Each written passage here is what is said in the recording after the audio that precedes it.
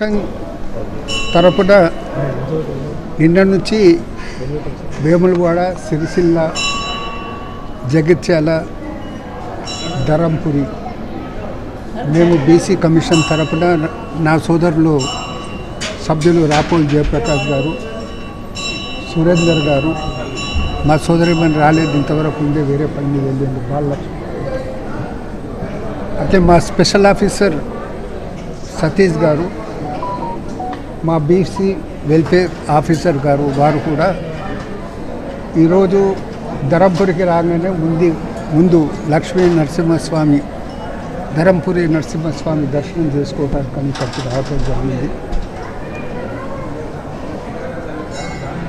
దర్శనం చేసుకునేసి ముఖ్యంగా బీసీ కమిషన్ తరపున 42% రిజర్వేషన్స్ బిల్లు ఏదైతే అసెంబ్లీలో ఈ మధ్య పాస్ కావటం జరిగిందో ఆ బిల్లు చట్టరూపం ధరించి బీసీలకందరికీ న్యాయం జరిగే విధంగా ఆశీర్వదించాలని స్వామివారిని ప్రార్థించుకోవడం జరిగింది. ఈ సందర్భంలో ఈ మందిరం అనేది ప్రశస్తి అని గతంలో కూడా మేము రావడం జరిగింది.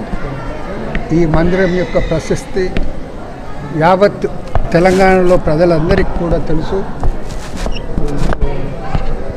స్వామివారి అనుగ్రహంతో కోరుకున్న కోరికలన్నీ పూర్తయ్యేతు అనే ఒక సంపూర్ణమైన విశ్వాసం అనేది తెలంగాణ ప్రజల్లో ఉంది. ఈ దేవాలయం అభివృద్ధికి ముందు నుంచి కూడా ప్రయత్నం జరుగుతుంది. మా సోదరులు స్థానిక శాసనసభ్యులు వారు కూడా లక్ష్మణ్ కుమార్ గారు, అడ్లూరి లక్ష్మణ్ కుమార్ గారు కూడా వారి ముందు నుంచి కూడా సేవలు వారు అందిస్తున్నారు.